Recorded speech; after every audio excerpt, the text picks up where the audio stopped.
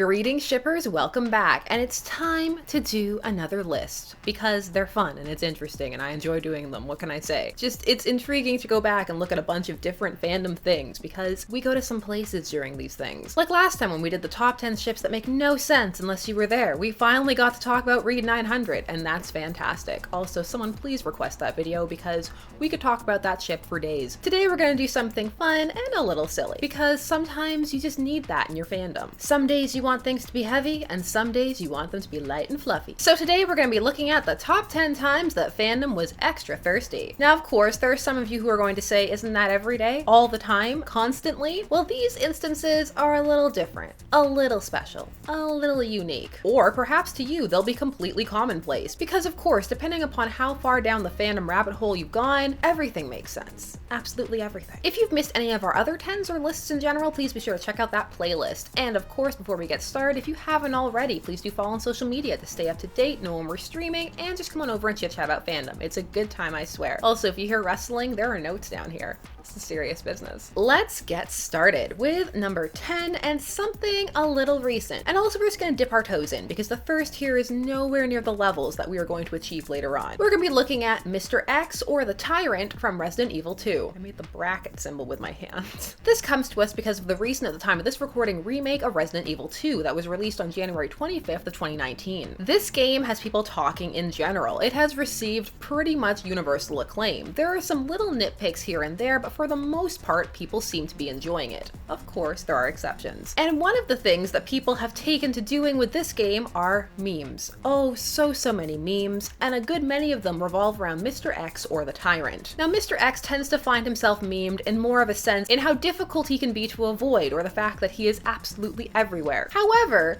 there are also some who take this in a more thirsty angle.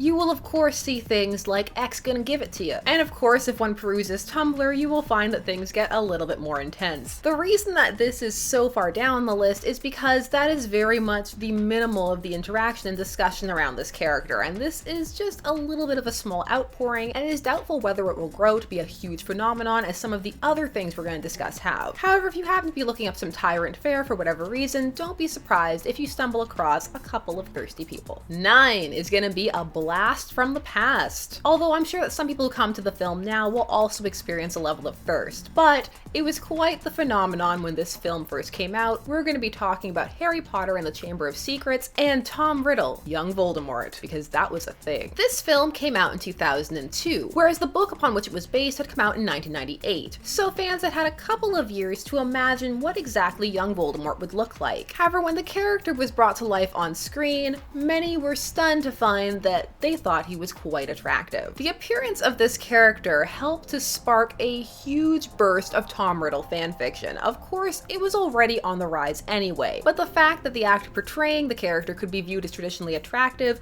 gave many pairings a huge boost. Tom Riddle and Harry to marry, Tom Riddle and Ginny, Tom Riddle and Hermione, Tom Riddle and anybody. It was everywhere. And the thirst was quite real as it could be for 2002, as this is still the pre-Tumblr and pre-social media era, so there wasn't a way to express one's sentiments quite as loudly as there is at the time of this recording. However, had this film come out a few years later or now, there would doubtlessly be a lot of thirsty content. There already is, but there would be a lot more tweets and memes about it. In fact, you can find some. There are people who come to this film for the first time now who feel the need to point out that young Tom Riddle kind of has it going on. You know, minus all the ideologies and his destiny and the evil. For those curious, the actor who played young Tom Riddle was Christian Coulson, and he is still identified by this role. He actually had a stint on Nashville, and I was stunned to realize this because I did not recognize him. Also, the articles when I found this referred to him as Tom Riddle, so yeah. 8.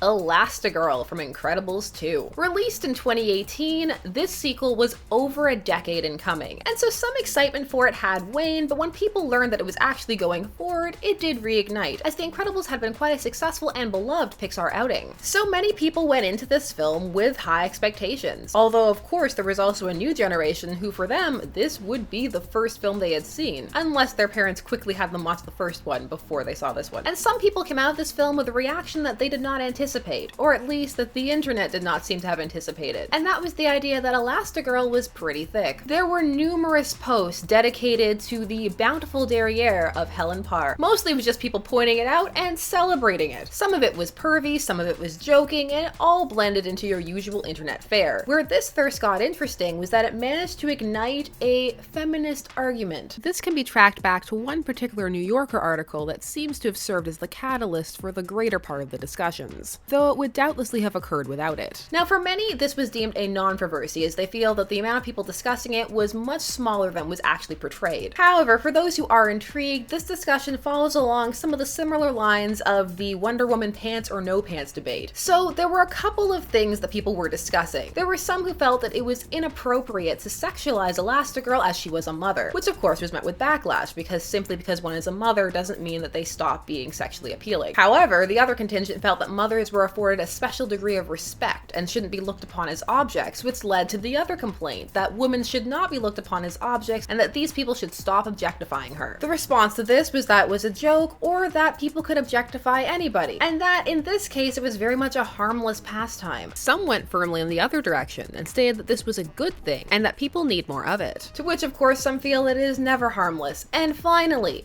there were those who felt that she should not be being objectified because she is a cartoon or animated 3D animated character. There are still some who do not understand how anyone could harbor the idea of finding an animated character attractive, as they feel that is a different medium and hence should not be looked at in that regard at all. So as you can see, people managed to find a lot to talk about with this one. However, this faded very fast. It was a blip and then gone. But for those who were there, they may remember the brief moment of Elastigirl booty thirst. Speaking of thirst for booty, we have to get lost in space, with people lusting after the robot. Lost in Space, a popular series from the 60s, which had a movie made for it in the 90s, had an official reboot done by Netflix in April of 2018. Mileage varied on how people enjoyed it, and it very quickly seemed to drift out of public consciousness. But for the first little bit while it was airing, there was an intriguing internet phenomenon that some took note of, and that was people who were very thirsty for the robot, particularly the robot from behind. There was many a post about robo-booty, ro-booty, comments about why was the robot designed like that, who designed it with so much booty. You're gonna hate that word by the end of this video, booty. Now this one very much had a facetious tone. People were enjoying themselves.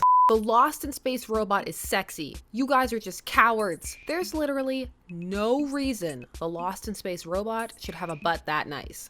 This was intentional. Good morning to the Lost in Space robot's butt, and no one else. Y'all need Jesus. While some may have felt that there was something aesthetically pleasing to the design, or have been taking it slightly seriously, for the most part, people were having fun. And honestly, this is not the first robot that people have lusted after, and it will not be the last. 6. We have to go and talk about Pokemon. That's right, it's time to go back to the Poke fandom, which is really fascinating. There's a lot of transformative fandom going on for Pokemon. We're gonna be looking at Professor Kukui, who dethrones Professor Sycamore. The former professor comes to us from Pokemon Sun and Moon, released in 2016.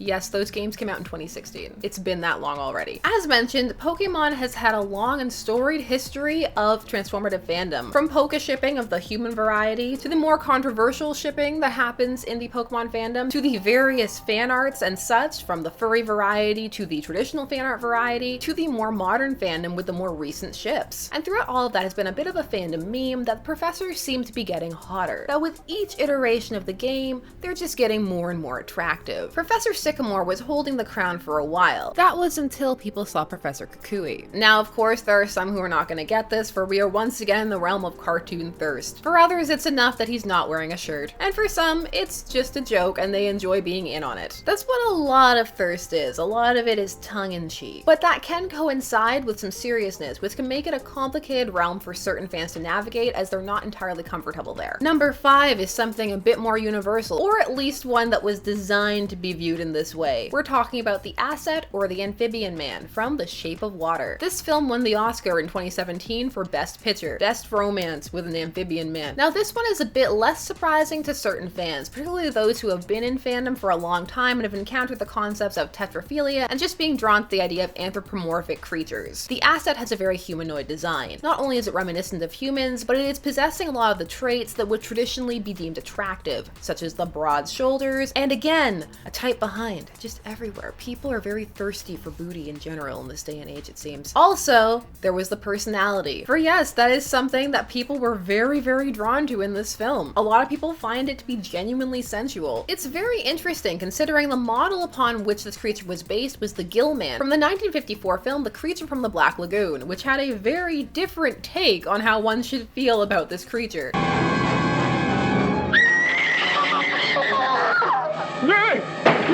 However, if you've been in fandom for a while, you've already seen this play out many, many ways, even if the creature doesn't look exactly like the asset. Although if you're a video game fan, you may have already seen this or experienced this with Thane from Mass Effect 2. The Shape of Water would also come into play in the Breath of the Wild fandom, where people are shipping Prince Sidon and Link. There are some who will use this film as inspiration for some of their fan art and fics, as there's a similarity there, if not necessarily of design, then in the amphibious quality, or the water-dwelling quality. For we've talked about a couple of times on this channel, Venom, the romantic hit of 2018. What really made you change your mind? You did, Eddie. Do you want to talk about that kiss? Oh, that was your buddy's idea.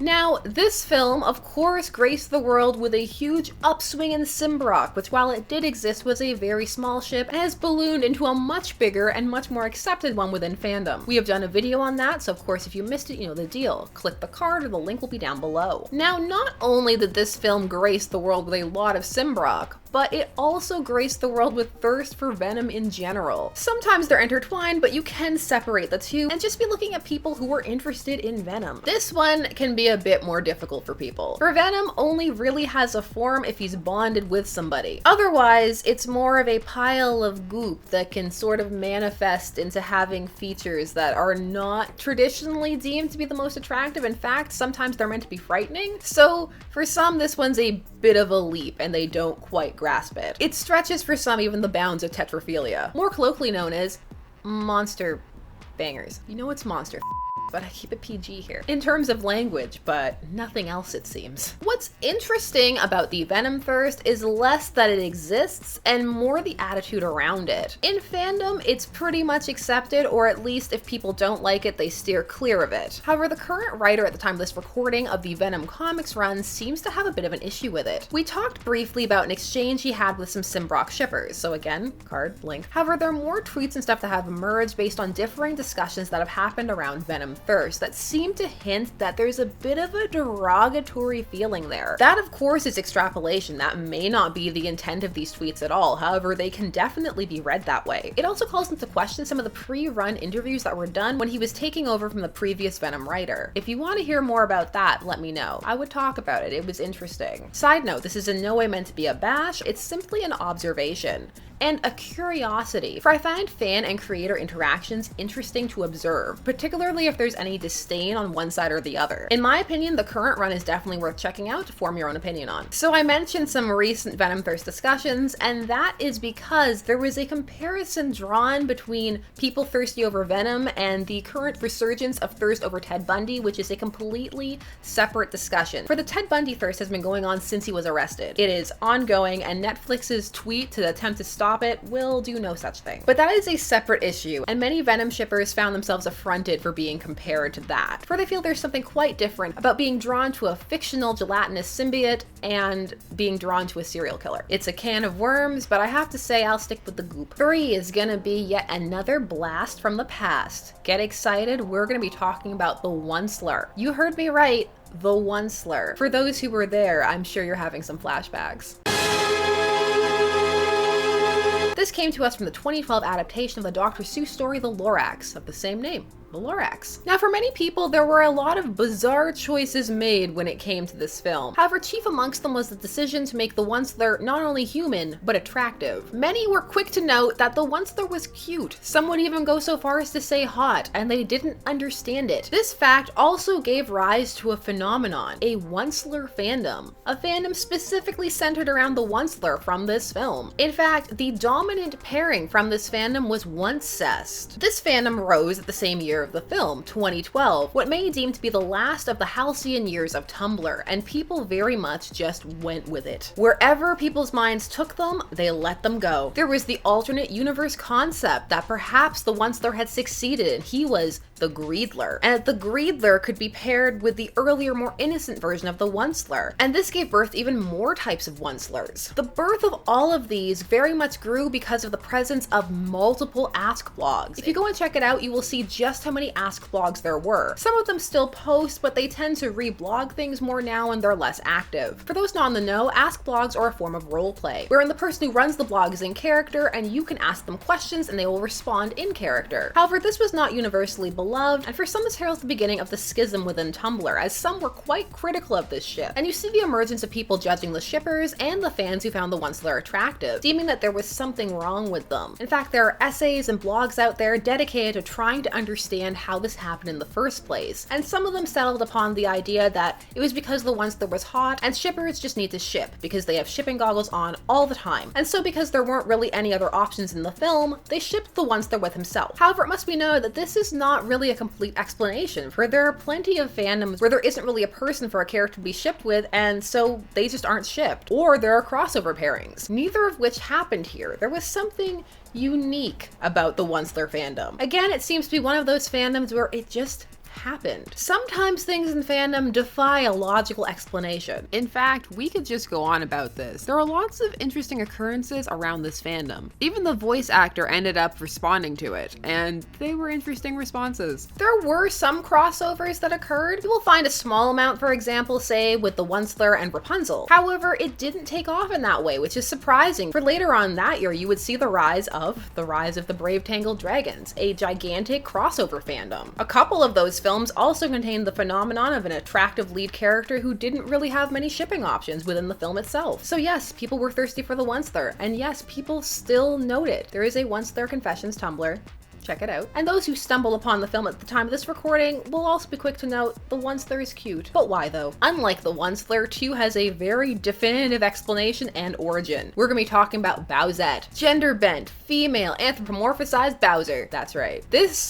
As I said, this has a clear genesis, so let me tell you about it. On September 19th of 2018, there was a trailer for the new Super Mario Bros. U Deluxe for the Switch. In this trailer, they debuted the Super Crown, showing Toadette transform into Peachette. On September 19th, a Twitter user at IK92, or Haniwa, posted a comic. In this comic, you see both Mario and Bowser trying to get the affections of Peach, and she rejects both of them. So the two decide to get some revenge, with Bowser taking out the Super Crown and transforming into Bowsette so that they can make Peach jealous. Over the next few days, the comic would get 15,000 retweets. It was also posted to DeviantArt, where it didn't garner quite as much attention. However, what attention it garnered was enough. From the start, people began to draw fan art and to edit the character. For a while, there were 2 versions of Bowsette. There is the more commonly seen now blonde version, and also a darker skinned and red-haired version. At the beginning of this trend, you would see both. In fact, artists would often draw both at the same time. However, as it grew, they would just draw whatever version they wanted. And eventually,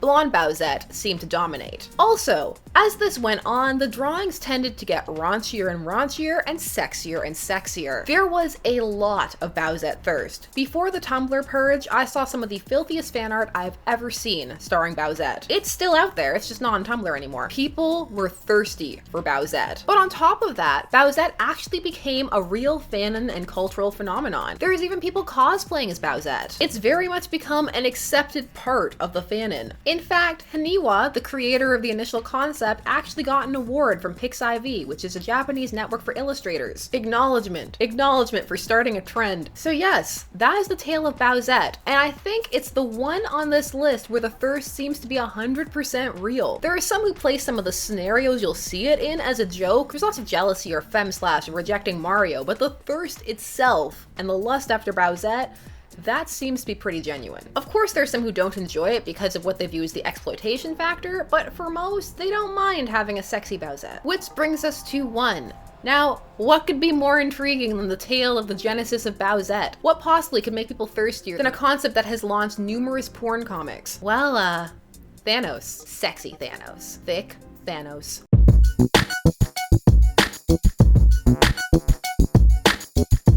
This comes to us out of Avengers Infinity War, which came out in April of 2018. Yes, it's been that long already. Thanos had been around for years in the MCU, but he had never been prominent until Infinity War. And after that film aired, there were lots of different reactions to Thanos. Many even crowned him the protagonist of the film. And there were some who agreed with Thanos. And as a result, there has been a bit of a schism in the fandom, from those who enjoy Thanos and like the character, and those who do not. And especially after the rise of the thicc Thanos meme. This one has a less clear genesis, but seems to be an idea that quite a few fans hit on at the same time and began posting. The idea that Thanos could get it. You had people talking about the thick arms, again, about the type behind. This led to many manips and photoshops, and videos and reactions, and of course tweets, glorious tweets.